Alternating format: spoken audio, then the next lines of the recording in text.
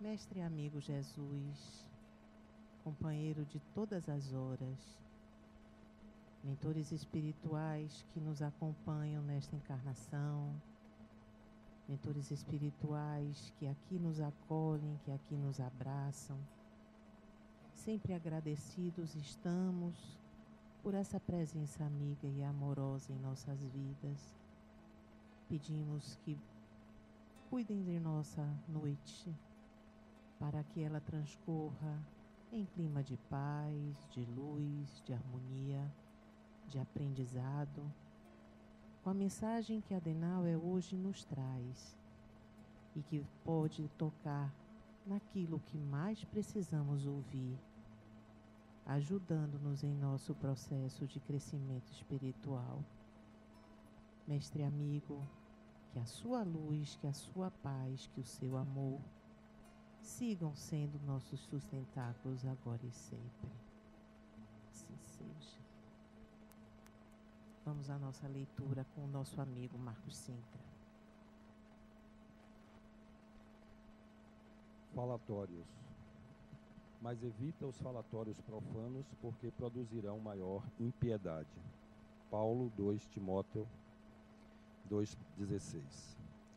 Poucas expressões da vida social ou doméstica são tão perigosas quanto o falatório desvairado, que oferece vasto lugar aos monstros do crime. A atividade religiosa e científica ha descoberto numerosos fatores de desequilíbrio no mundo, colaborando eficazmente por extinguir-lhes os focos essenciais.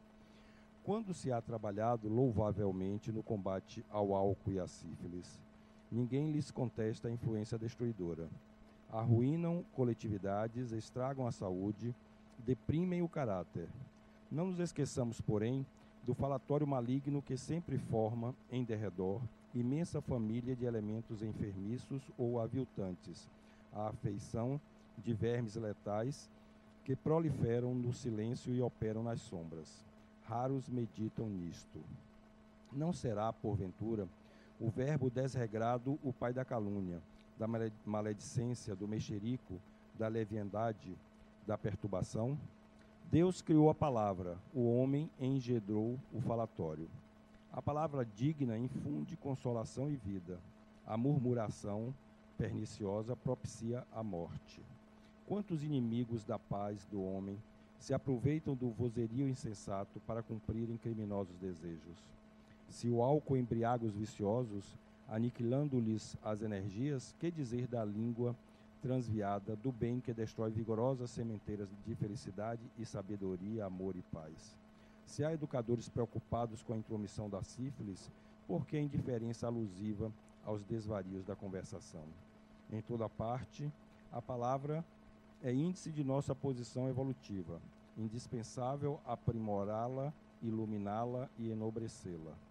Desprezar as sagradas possibilidades do verbo, quando a mensagem de Jesus já esteja brilhando em torno de nós, constitui ruinoso relaxamento de nossa vida diante de Deus e da própria consciência.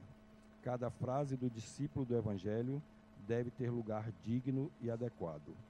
Falatório é desperdício, e quando assim não seja, não passa de escura corrente de venenos psíquicos, ameaçando espíritos valorosos e comunidades inteiras.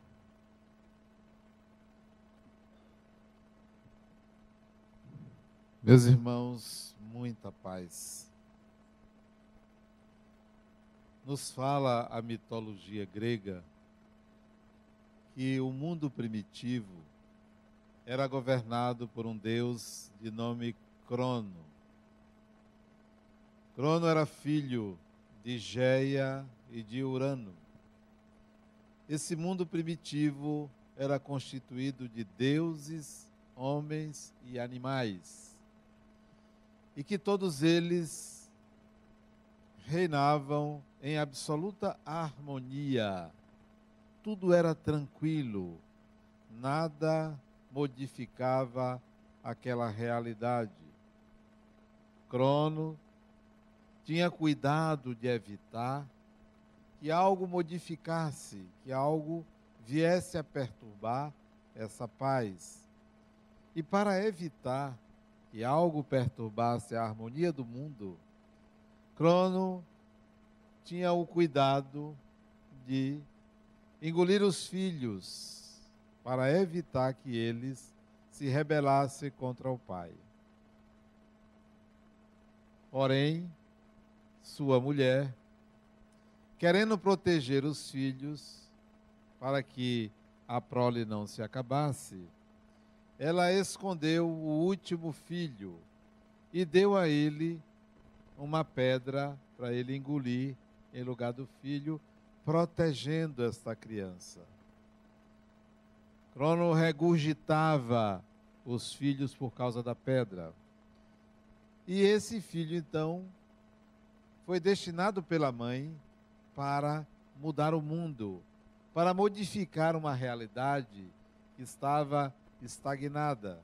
Ela, com a ajuda dos titãs, resolveram destronar ele, Crono.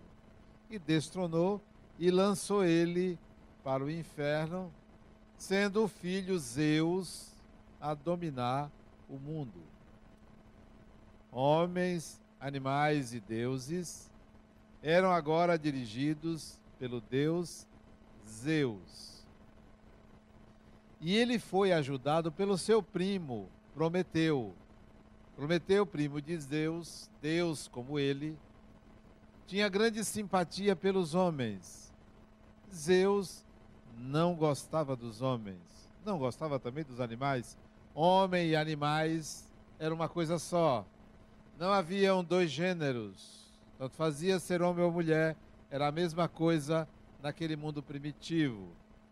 Zeus queria reinar apenas sobre os deuses, daí instituiu-se no Olimpo como Deus supremo, tanto dos deuses quanto dos homens e animais. Não gostava ele dos homens, porque eram restos do antigo mundo, do mundo de seu pai.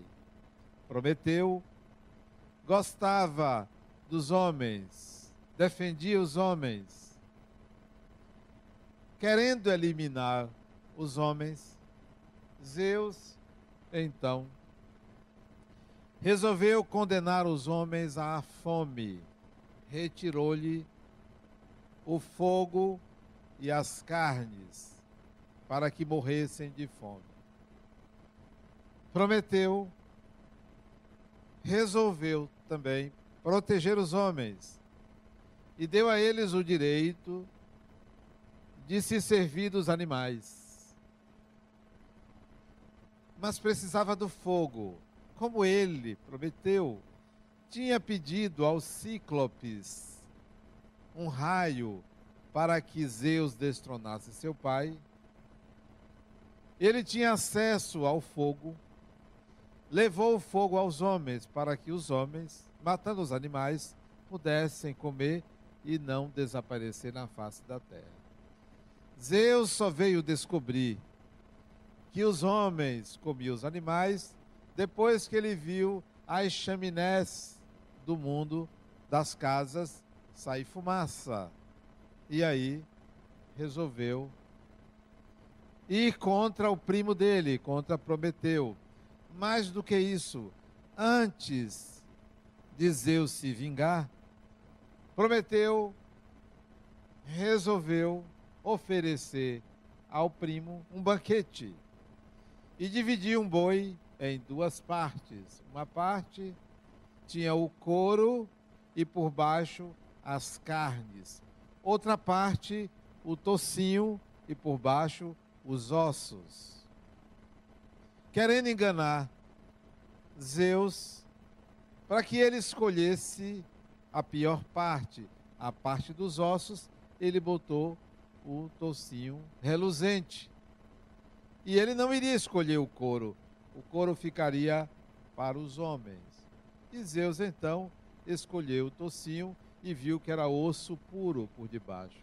E aí quis se vingar de Prometeu, do seu primo.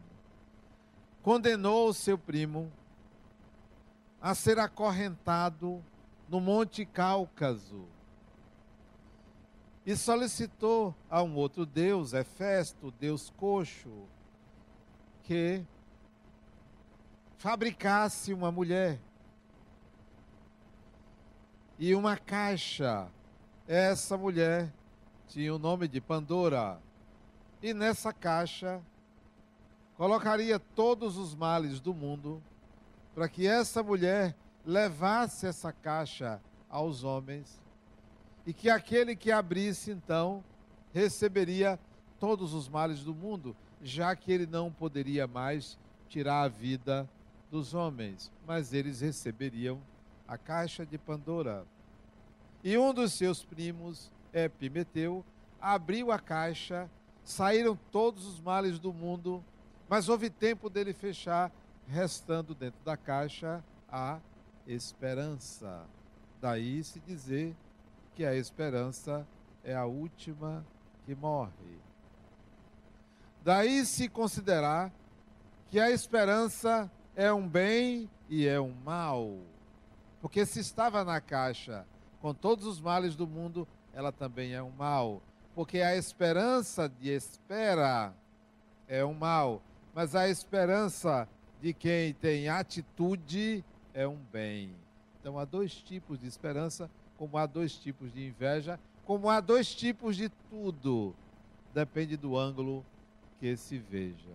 Pois bem, Hefesto fez a caixa, fez Pandora, fez as correntes e acorrentou Prometeu no Cáucaso. Ali ele foi condenado a viver eternamente sofrendo. Não podia ser morto porque era um Deus. Sofrendo da seguinte maneira: de 10 em 10 mil anos ele seria mergulhado, ficando sob as águas, sufocando-se. Depois sairia 10 mil anos depois à superfície e uma águia de Zeus, lhe comeria o fígado, que seria regenerado à noite, para no dia seguinte a águia comer novamente. Então ele sofreria eternamente. A única maneira, as duas condições, melhor dizendo, que Zeus impôs para Prometeu deixar de sofrer, porque ele defender os homens, seriam as seguintes. Primeiro, ele deveria dizer a Zeus qual seria dos seus filhos aquele que o destronaria. Só que os filhos de Zeus eram muitos filhos. Então ele queria saber, Zeus, com qual mulher ele coabitaria e que nasceria esse filho. E Prometeu sabia qual era a mulher, porque ele era um vidente, era previdente, ele sabia. Zeus não sabia, mas Prometeu disse: eu não digo, eu vou proteger os homens, todos que nascerem, não vou dizer. E a segunda condição: só seria libertado, só seria desacorrentado se outra pessoa assumisse o seu lugar. Se outro Deus assumisse seu lugar. E Prometeu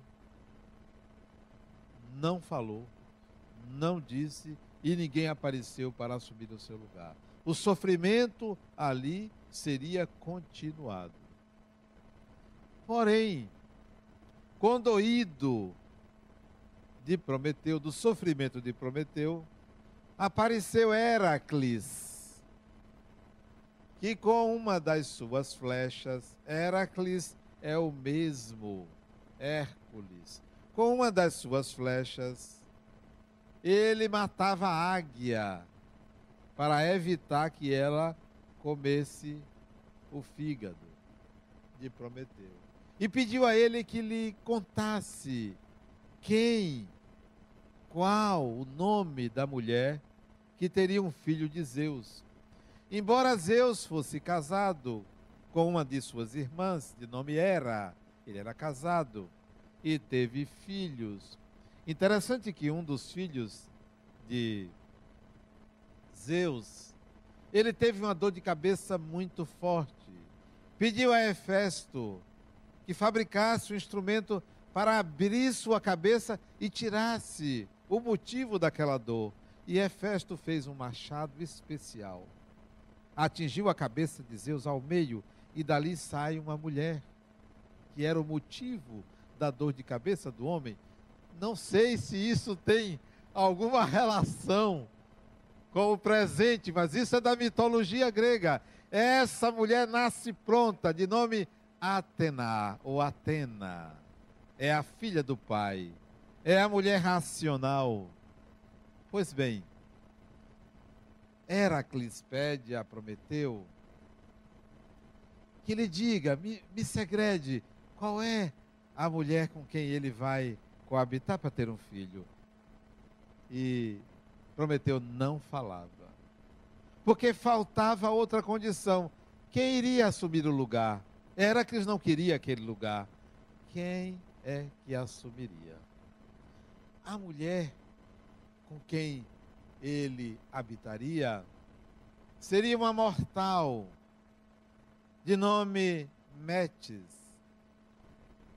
Outros dizem que era Tétis, mas essa mortal, que ele era dado a amantes, Zeus tinha muitas amantes. Quando ele soube que seria essa mulher, para evitar que ele não fosse destronado, ele não dizia, porque Zeus poderia matar essa mulher, que era uma mortal. Por isso ele não dizia, ele preservava a identidade daquela mulher.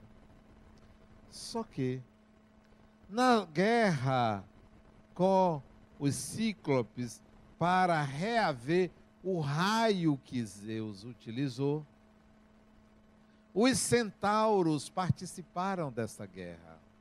Os centauros eram deuses, ou eram seres, metade cavalo, metade humano. Eram seres nervosos, irascíveis, agressivos. Os centauros participaram. Mas tinha um centauro, de nome Quiron, que não participou daquela guerra. Porque Quiron era um centauro bonzinho, não era agressivo, não era nervoso. Ele vivia procurando nas matas ervas para curar as pessoas. Daí Quiron, seu pai da medicina, preceptor de Asclépio, também pai da medicina. Pois Quiron, numa das incursões dele por uma floresta, para procurar ervas para curar os humanos, não contava com Heracles, que estava ali para flechar os outros. Uma das flechas de Heracles, envenenada, atingiu o joelho do centauro Quiron. Como o veneno da flecha vinha da hidra de Lerna, que era um ser altamente vingativo e poderoso na Grécia Antiga, essa flechada no joelho de Quiron provocou uma ferida incurável. Ele era curador, mas tinha uma ferida que ele não conseguia curar, porque vinha da flecha de um deus. Ele não tinha capacidade de curar a sua própria ferida. Daí, todos nós temos cada um a sua ferida. Todo ser humano tem a sua ferida, o que não impede todo ser humano de querer ajudar o seu próximo. É exatamente na sua forma de fazer caridade que você alivia as dores da sua alma, que nem Quiron fazia. Mesmo ferido, ele continuava curando as pessoas. Mesmo sem conseguir resolver a sua dor, ele procurava resolver a dor do seu próximo. Quem aqui não tem a sua ferida interna? Quem aqui não tem a sua dor, o seu conflito, o seu problema? Isso não impede de você ajudar o outro. Pois Quiron, quando soube que Prometeu estava acorrentado e condenado ao sofrimento eterno, foi ao Cáucaso inteirar-se da situação. E Prometeu disse, eu estou aqui para sofrer eternamente. E contou por quê? Porque ele defendia os homens, porque ele sabia um segredo e porque ninguém iria assumir o seu lugar. E Quiron disse: eu assumo. Já que eu também tenho uma ferida que não se cura, não tem problema eu ficar acorrentado. Eu assumo o seu lugar. Me diga quem é a mulher. E ele disse quem era a mulher. E aí falou para Zeus: liberte Prometeu, eu assumo o lugar, e a mulher é Metis. Essa mulher, quando Zeus soube, ao invés de coabitar com ela, fez ela se casar. Ela se casou e teve um filho. Só que ela era mortal. Ela se casou, o filho nasceu mortal.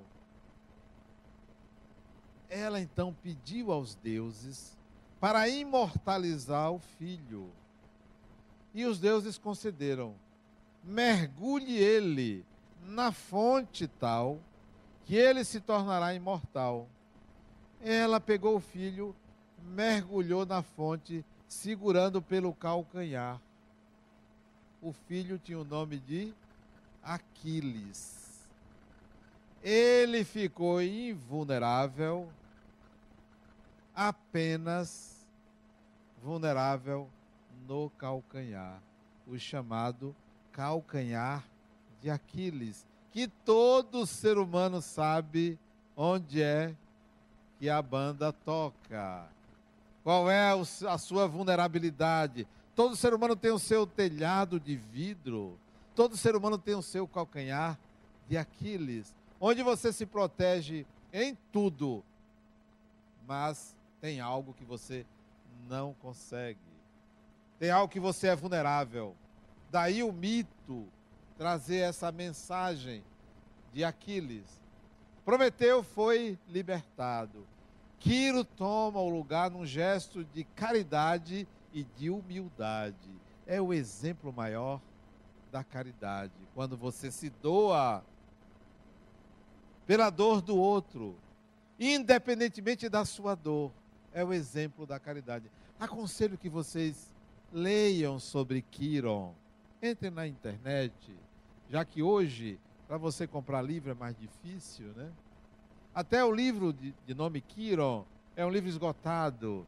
Você pode buscar, pesquisar sobre a importância de Quiron na sua vida, em se ver como Quiron, o curador ferido. Nós, terapeutas, os médicos, aqueles que se dedicam a contribuir para ajudar o seu próximo, têm a sua ferida. Aquele passista que lhe dá um passe, ele está ali para lhe curar, ou pelo menos para ajudar a lhe curar, mas ele tem a ferida dele. O palestrante, o dirigente, quem quer que seja, tem a sua ferida. Você tem a sua ferida. Você tem um Quiron dentro de você.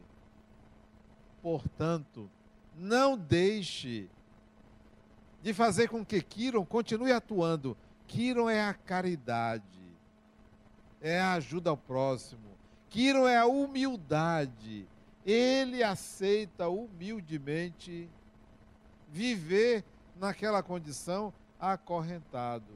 Ele aceita viver com uma flecha no seu joelho, mas continuar ajudando o próximo. E olha que ele era imortal. Ele não precisaria ajudar o próximo, porque ele é imortal. Esse mito, que é o mito de Prometeu, ele nos traz muitas lições. E como vocês sabem, o mito não é uma criação individual. Não é uma história que uma pessoa criou. O mito é uma criação coletiva. O mito pertence à humanidade. O mito retrata condições de funcionamento da mente humana. O mito não só retrata o funcionamento da sociedade ou das relações humanas, mas é como funciona a nossa mente. Quando no mito surge a ideia de que o mundo primitivo era governado por Crono ou Cronos, está falando do tempo. O tempo, que é algo que não é absoluto.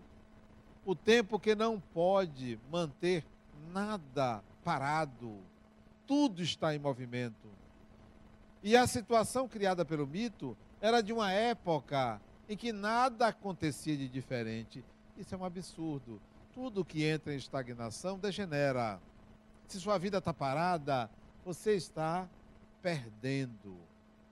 Se você nada faz para se movimentar, você está perdendo. O novo tem que surgir. E o novo era Zeus. O novo é um filho. Todo filho tem que superar o pai. Isto é, você tem que ir além daquele que lhe trouxe, daquele que lhe gerou, daquele que lhe criou. Você tem a obrigação de ir adiante, de ir além. Interessante que há um outro mito, que é o mito de Édipo, que ele entra em contato sem saber com o pai. Ele se vê numa encruzilhada, como todo ser humano se vê numa encruzilhada, onde você tem que fazer escolhas para onde eu vou. Para que lado eu vou? Para a esquerda, para a direita, para a frente? Retorno. Todo ser humano tem desafios. Quando você percebe que todo desafio você transforma em obstáculo intransponível e recua, você perde. A vida pede sempre para ir. Eu li uma coisa hoje interessante que a pessoa mandou, que vida, se você tirar o V, só tem uma saída, é ida. A vida é ida. Interessante essa mensagem, é ida. Então, todo ser humano se depara com uma encruzilhada.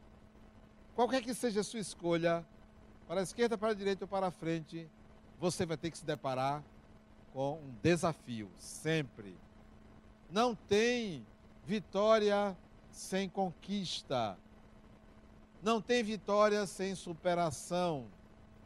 Toda derrota vai aparecer a resiliência para você ir adiante. Não tem saída para o espírito. Parar, estagnar, é perder tempo. Pois bem, a situação que o mito apresenta do nascimento de Zeus para destronar Crono é a situação que todos nós enfrentamos quando a rotina entra. Toda a rotina tem que ser quebrada, tem que ser modificada, tem que ser alterada, porque senão você entra num processo de estagnação.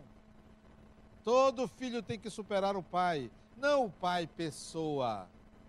No mito de Édipo, ele mata o pai. Ele mata o pai. Só que isso é simbólico. Matar o pai significa ir além, ultrapassar os limites da rotina, da lei, da ordem. Tudo tem que se modificar, tudo tem que ir para o novo. Então Zeus era o novo. Só que esse novo, quando destrona Cronos, seu pai, ele faz ressurgir dentro dele o próprio pai. É toda pessoa que, ao criticar quem está no poder, quando assume o poder, geralmente faz a mesma coisa de quem destronou. Comete os mesmos erros. E aparece outro para destronar quem está no poder. Vai fazer a mesma coisa. Isso é um processo repetitivo. Só quando a sociedade toda muda é que os governantes vão se modificando. Por enquanto, nós estamos elegendo pessoas que continuam fazendo as mesmas coisas há muitos anos. Há quantos anos? Há pelo menos 500 anos. Pelo menos. Porque são os mesmos que vieram de lá de Portugal, que continuam reencarnando e se aproveitando de nós, do povo. Então, só uma mentalidade coletiva modificando-se é que a gente pode mudar isso aí. Não é uma pessoa, não basta você eleger uma pessoa. Olha o que aconteceu com Zeus. Ele assume o poder com a ajuda do primo, Prometeu, com a ajuda da mãe, com a ajuda dos titãs, e acaba fazendo a mesma coisa. Não é uma pessoa, é uma mudança coletiva de mentalidade. O mito coloca isso. Pois bem, Zeus, novamente, com medo, semelhante ao do pai, de ser destronado, tenta destruir o seu sucessor, aquele que viria para mudar.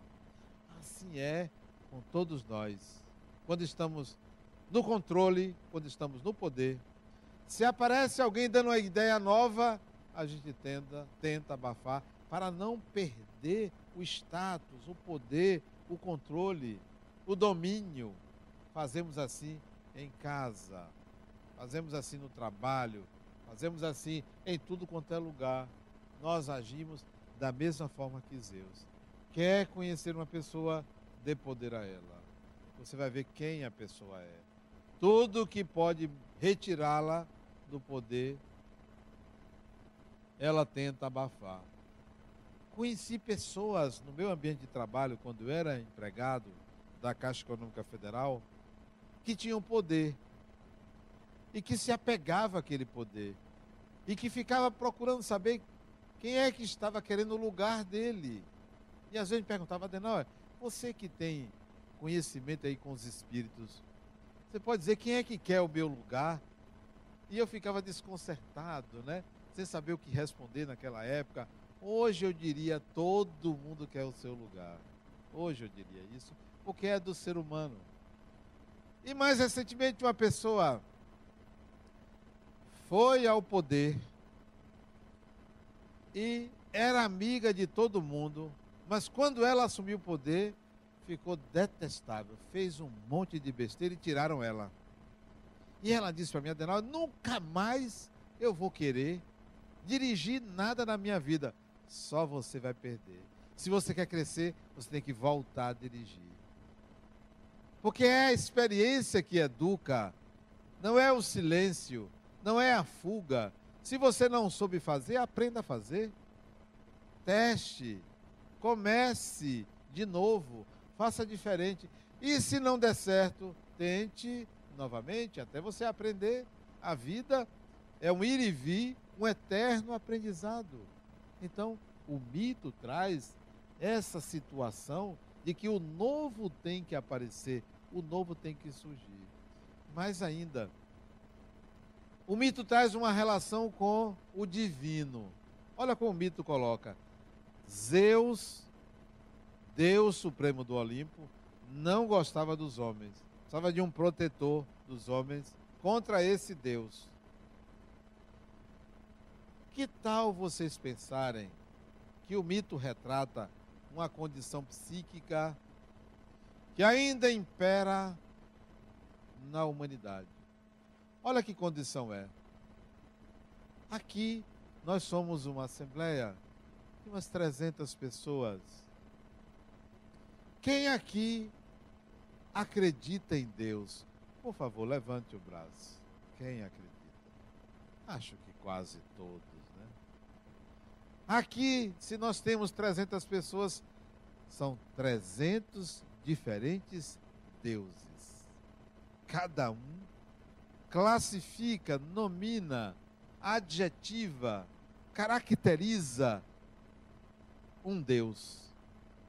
E todos pensam que é o Deus único. Mas cada um vive de acordo com o seu Deus. É esse seu Deus que você criou que é cruel com você. É esse seu Deus que você dá tanto poder a ele que você se sente culpado por causa desse Deus que você criou. É ele que ele julga, que ele culpa, que ele pune. É ele que faz tudo contra você. Você criou ele. Isso está no mito. O poder atribuído a um Deus que não é o Deus. É o seu Deus. Como no mito, esse Deus vai continuar lhe perseguindo. Se você não mudar, ele vai continuar lhe perseguindo. Ele é que vai continuar pensando que você fez uma coisa errada ou cometer um equívoco, você vai pensar que ele vai lhe punir. É esse Deus que, quando você tem uma dor ou uma doença, você vai se perguntar: o que é que eu fiz para merecer isso? Porque você considera que a dor, a doença, é uma punição de Deus. Tudo isso você cria. E essa criação sua é que vai lhe levar a constantemente estar encarnando, desencarnando, reencarnando, desencarnando, procurando resgatar, resolver, quando seria muito mais adequado, muito mais lógico até, você dizer: peraí, eu tenho que mudar esse Deus, porque ele só vem contra mim. Zeus só ia contra os homens. O Deus que você criou só vem contra você. Quando é a favor, você faz assim: Deus, me proteja. Deus, me faça passar no concurso. Deus, me dê uma esposa maravilhosa. Me dê um marido. Me dê filhos. E aí você vai transformando esse Deus num provedor. É o que você pede. E do outro lado, você acha que ele lhe pune. Nem sempre ele lhe dá o que você pede. Mas todo sofrimento você acredita a uma punição, porque você acha que fez alguma coisa de errado. Isso está no mito. Que tal mudar esse Deus? Como mudar? Como é que você pode atingir o Deus que é e não o Deus criado por você? Comece pela humildade. Humildade. Comece pela humildade. O que é ser humilde? É esconder suas virtudes? Isso não é humildade. Isso é falta de transparência. O que é humildade? Você se fazer de santo e esconder suas fragilidades? Isso é hipocrisia. Humildade é a coragem de ser quem você é em qualquer circunstância. Eu sou aquilo que sou. Eu não sou mais, nem sou menos. Essa é a humildade. Então comece pela humildade. Não atribua suas virtudes aos espíritos ou a Deus, mas sim a conquistas do espírito. Não atribua suas fragilidades ao demônio, ou a quem quer que seja. Ah, isso é um espírito ruim que se aproxima de mim. Não, sou eu. Se um espírito se aproxima de mim, sou eu que atraio. Atrai porque sou assim. Sou assim, sou igual. Recebi uma ligação de uma pessoa agora aqui, antes da palestra, a mesma que eu me referi a semana passada. Esse espírito que me acompanha só pode ser uma pessoa ruim. Está me fazendo mal. Criatura, amanhã nós conversamos. Porque agora eu vou fazer a palestra. Eu atendi porque é uma pessoa das minhas relações, muito querida. Amanhã. É um espírito ruim. Amanhã eu converso com você, eu lhe explico. Não vai adiantar você me explicar. Não resolve. E eu não sou médium, não. Aquilo que você falou, eu não sou médium, não. Não existe esse negócio de mediunidade. Não tem problema. Amanhã nós conversamos. Você está onde? Eu estou no centro. Aí eu não vou. Não tem para você vai à minha casa. Conversamos lá em casa, amanhã à tarde. Você me liga ao meio-dia. Não me ligue antes. Ao meio-dia. Conversaremos. E eu vou lhe explicar o que é isso. Sua explicação não vai adiantar. Eu vou lhe ajudar no tratamento. Aí ela disse: mas ele me acorda 2h da manhã todos os dias para me infernizar. Lhe garanto que isso não vai acontecer mais. Espere até amanhã. Se não tem um jeito de eu desaparecer, que eu não consigo dormir, eu quero desaparecer. Não tem jeito. Viva ou morta, você vai continuar existindo, porque a morte é só do corpo. Até já me perdi no que eu estava falando antes. O que eu estava falando? Sim. Hein? Não, é da amiga, claro que eu estava falando, né? Mas o raciocínio. Sim. Então, veja. A humildade é o início. Humildade. Seja uma pessoa humilde. Não se esconda por detrás de uma falsa imagem. Seja você. Seja você. Virtudes ou defeitos? Virtudes ou defeitos? Seja você. Para mudar o seu conceito de Deus. Para mudar o seu conceito de Deus. Porque o seu conceito não é Deus. Faça uma distinção entre a ideia que você tem de Deus e Deus. Seja humilde. Enquanto você não consolidou uma outra virtude chamada bondade, faça caridade. Faça caridade. Renuncie quando o que você for fazer prejudica uma pessoa. Renuncie, mude. Se você não pode ajudar, não atrapalhe. Se você pode ajudar, ajude. Se você não quer ajudar, não se obrigue a ajudar. Ninguém é obrigado a fazer nada por ninguém. Tem que começar uma vontade de fazer. Humildade e caridade. Depois você espere. Espere porque Deus, quando você menos esperar, Ele vai lhe chamar. Ei, vamos conversar agora? Deixa de criações, ilações, confusões, criações, malabarismo mental sobre mim. Vamos conversar. Face to face. Face a face. Vamos conversar. Quase que ele diz assim, pessoa a pessoa. Vamos conversar. Deixa desses pedidos aí, cheio de rituais. Rituais.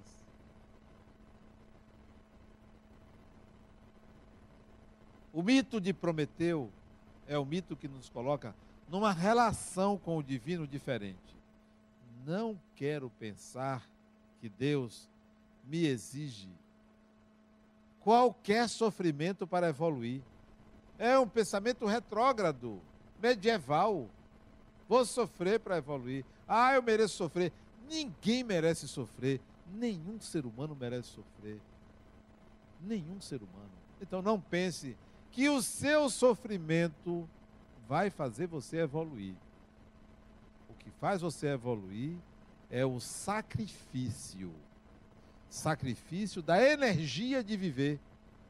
Sacrifício da energia de viver. Porque a energia de viver é gratuita. Você sempre vai ter energia de viver. Encarnado ou desencarnado, você vai ter sempre energia de viver. Sacrifique essa energia, gaste essa energia. Gaste sempre. Quanto mais você gastar, mais você vai descobrir que ela é inesgotável. É inesgotável. Então, para evoluir, sacrifique a energia de viver. Em quê? Em experiências que gerem habilidades. Habilidades. Habilidade de amar, habilidade de ouvir, habilidade de trabalhar, habilidades de se relacionar com pessoas, habilidades de ajudar, habilidades de falar. Tudo quanto é habilidade, desenvolva habilidades. E só se desenvolve habilidades nas experiências. Você não desenvolve habilidade porque você ouviu uma palestra. Desenvolve. Não é aqui. Aliás, não passe muito tempo assistindo minhas palestras. Assista uns dias, depois vai estudar. Vá buscar outra coisa para fazer, porque senão vai ficar repetitivo. Para vocês, para mim não. Porque eu estou sempre aprendendo uma coisa nova. Sempre. Eu estou crescendo muito mais do que vocês. Se ficarem sentados assistindo palestra, vão ficar, não é? Vão ficar pessoa que... Não, viciados em assistir palestra. Tem aí a ULI, tem grupos de estudos. Então, desenvolva habilidades. Crie experiências para vocês crescerem. Está fazendo o quê? Sábado e domingo, nada, ou quase nada. Vai estudar, vai trabalhar. O que é que faz de segunda a sexta? Hoje um amigo meu me ligou 5 horas da tarde. Me ligou. Quando ele ligou, não, você está ocupado? Rapaz, estou muito ocupado. Está fazendo o quê? Estou assistindo um filme. Estou assistindo um filme. Está bem, né? Assistindo um filme. Não, mas é o que eu tenho que lhe falar. Eu preciso falar agora. Digo, olha, eu só vou parar de assistir o filme porque é você. Mas da próxima vez, você manda uma mensagem, posso ligar? Né? Porque é amigo, você pode dizer, posso ligar? Não ficar ligando para a pessoa 5 horas da tarde de quinta-feira. Né? Horário que você está ali ocupado. Aí tive que interromper. Já perdi o resto do filme. Que era um filme que eu tinha pego, não tinha pego no começo. Estava interessante o filme. E até o nome do filme é... Esqueci até o nome do filme. É um nome em latim. É um nome latim. Esqueci o nome do filme.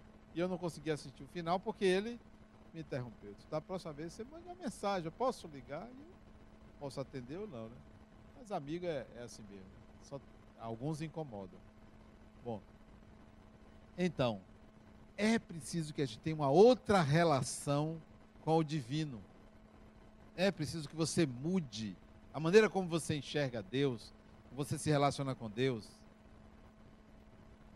Lá atrás, quando eu comecei a me dedicar ao Espiritismo, eu digo, olha, não quero saber desse Deus, não me interessa. Não tive uma educação religiosa que me dissesse que Deus é Pai, Deus é isso, Deus é aquilo. Eu não quero saber disso. Eu quero uma relação direta. Então, eu vou considerar que Deus é um amigo. Não desses que telefona quinta-feira, 5 horas da tarde, no meio de um filme. Né? Não desses, mas um amigo que conversa, compreende, entende, né? Não alisa, não passa a mão na cabeça. Então, essa foi a relação que eu comecei lá atrás. Felizmente, a gente tem tido bons papos, boas conversas. Ele me diz algumas coisas, e eu já disse para ele, olha, tem uma coisa interessante entre nós, tem uma diferença entre nós. Ele disse, qual é, Adenauer? Ele me trata assim com muita simpatia, né? Qual é? Eu disse, olha, você é uma pessoa solitária, e eu estou aqui para lhe ajudar. Eu disse para ele, como assim? Você me fez e fez um bocado de gente com quem eu posso me relacionar. E você é único. Você é aquela pessoa que não tem igual. Né? Então, considere-se meu amigo. Quando você precisar de alguma coisa, pode falar comigo. Vocês estão dando risada, mas essa é minha relação com Deus. É desta forma, sem nenhuma vaidade, soberba ou arrogância, ou o que for, ou dizer que eu sou Deus, não sou, ele é ele, eu sou eu. A gente tem uma convivência pacífica, de vez em quando rola uma DR entre nós, é muito bom essa relação, porque não ando pedindo, porque não ando preocupado com o que eu faço de errado, se ele vai me culpar ou não. Esse não é ele, não tem essa relação tão ruim. O mito coloca isso. Veja o prejuízo que Zeus provoca na humanidade por conta de uma supremacia absurda, escanteando o ser humano. Por isso que Jó não aceitava aquele Deus que o castigava. Tem o livro de Jó. Ele não aceitava. Por que você fica me testando? Você está aí brigando com o demônio e fica me tirando a saúde, os filhos, o conforto, me tirando tudo. Então, esse não é Deus. Nós criamos os obstáculos para transformá-los em desafios. Não adianta fugir.